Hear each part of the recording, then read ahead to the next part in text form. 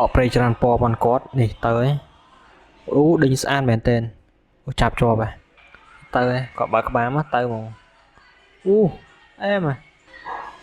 នេះក៏ដាក់វីដេអូយឺតឲ្យស្រួចហ៎គេសួស្តីអ្នកគ្នាថ្ងៃនេះខ្ញុំមានវីដេអូចង់ធ្វើ reaction ជូនអ្នកគ្នាមើលអ្នកគ្នាពីបាក់សីប្រមាញ់ខេត្តកំពតខ្ញុំយកវីដេអូគាត់មកធ្វើ reaction អូខេតោះទៅមើលវីដេអូគាត់ប្រមាញ់អ្នកគ្នាអបព្រៃច្រើនពណ៌ប៉ុនគាត់នេះទៅឯងអូដេញស្អាតមែនតើអូចាប់ជាប់ហ៎អូដេញស្អាតហ៎ឥឡូវសាកដាក់វីដេអូសាកថ្មីជូនអ្នកគ្នាមើលនេះអូទៅនេះជ្រឹបអត់ឲ្យសัตว์ដកដីហ្មង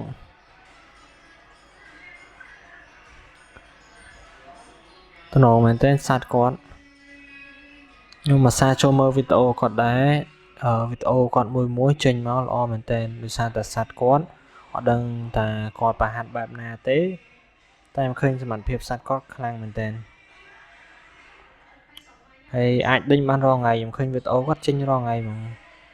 បាន2 3វីដេអូហើយមួយថ្ងៃខ្ញុំអាចឃើញគាត់ចេញបាន2ទៅ3សัตว์ឃើញគាត់ចេញរាល់ថ្ងៃហ្មងនេះឥឡូវគាត់មកមើលសัตว์ហើយនេះធ្លុំអូធ្លុំអូអែមពេលអញ្ចឹងទៅនឹកឃើញនៅខ្លួនឯងលេងសัตว์មុន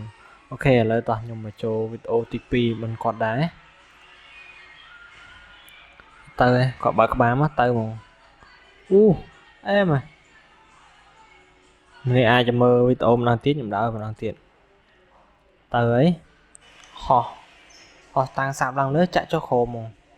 អូខុសដេញអែមតែខុសធ្លុំមិនដឹងអូវីដេអូទី2ឥឡូវចូលវីដេអូទី3មិនគាត់ចាក់វីដេអូមើលវីដេអូទី3ហ៎អូនេះត្រឡប់សัตว์គាត់ចេះអ្នកគ្នាហើយចេះនេះក៏ដាក់វីដេអូយឺតឲ្យស្រួចហ៎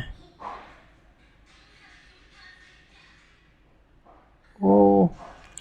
ខុសពីជើងឯងអូខេអ្នកនេះតោះមកមើលវីដេអូទី3ទៅអូអាយអូនអូអ្នកនេះចាំម្ដងទៀតខ្ញុំដាក់ឲ្យអ្នកនេះមើលម្ដងទៀតអាយអូនអូដេញអែមមែនតើ